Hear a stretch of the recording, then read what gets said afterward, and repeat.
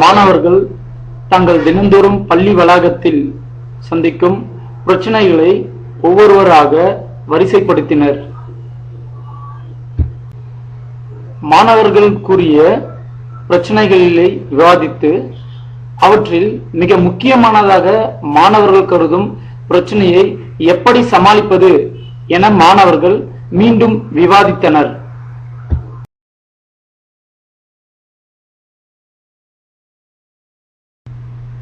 சனி ஞாயிறு விடுமுறை முடிந்து திங்கட்கிழமை பள்ளி வரும் மாணவர்கள் சில சமூக விரோதிகள் பள்ளி வளாகத்தினுள் மது அருந்திவிட்டு மது பாட்டில்களையும் வாட்டர் பாக்கெட்டுகள் சிகரெட் அட்டைகள் போன்றவற்றையும் ஆங்காங்கே வீசிவிட்டு செல்வதை பார்த்து மிகவும் கவலை அடைந்தனர். எங்கள் பள்ளியானது தேசிய நெடுஞ்சாலைக்கு மிக அருகில் இருப்பதாலும் அருகில் குடியிருப்புகள் ஏதும் இல்லாததனாலும் இந்த பிரச்சனைகள் தொடர்ந்து வந்த வண்ணம் உள்ளது. இதை எத்தனை முறை சரி செய்தாலும் மீண்டும் மீண்டும் சமூக விரோதிகள் பள்ளி வளாகத்தை ஒரு பாராகவே மாற்றிவிடுகிறார்கள். பள்ளி வளாகத்தில் நடைபெறும் இந்த சமூக சீர்கேட்டை தடுக்க வேண்டும் என மாணவர்கள் புகார் ஒன்றை எழுதி ஊராட்சி மன்ற தலைவரிடம் சமர்ப்பித்தனர்.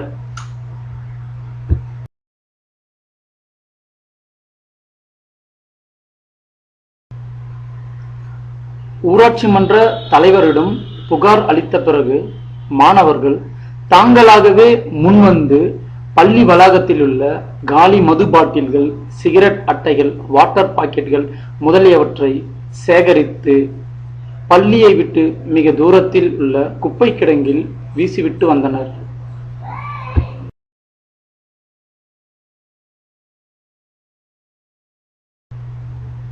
மாணவர்களின் அடுத்த முயற்சியாக அடுத்த வெள்ளிக்கிழமை சமூக விரோதிகள் எங்கெல்லாம் மது அருந்திவிட்டு காலி பாட்டில்களை போட்டுவிட்டு சென்றார்களோ அவ்விடத்திலெல்லாம் பள்ளிக்கு அருகில் மது குடிக்கக்கூடாது என்பதை வலியுறுத்தும் பதாகைகளை மாணவர்கள் நட்டு வைத்துவிட்டு சென்றனர்.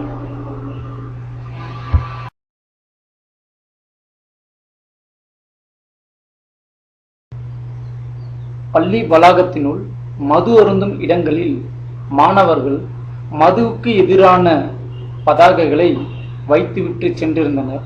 அதன் பிறகு மது குடிப்போரின் எண்ணிக்கை சற்று குறைவாகவே காணப்பட்டது.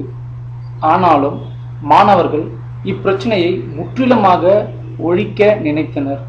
அதன்படி மதுவுக்கு எதிரான வீதி நாடகம் ஒன்றை அரங்கேற்றினர். அதன் பிறகு பள்ளி வளாகத்தினுள் மது பாட்டில்கள் இப்போதெல்லாம் இருப்பது இல்லை. மாணவர்கள் செய்த சிறு முயற்சி மிகப்பெரிய ஒரு பலனை அளித்ததை நினைத்து மாணவர்கள் மிகவும் சந்தோஷப்பட்டனர்.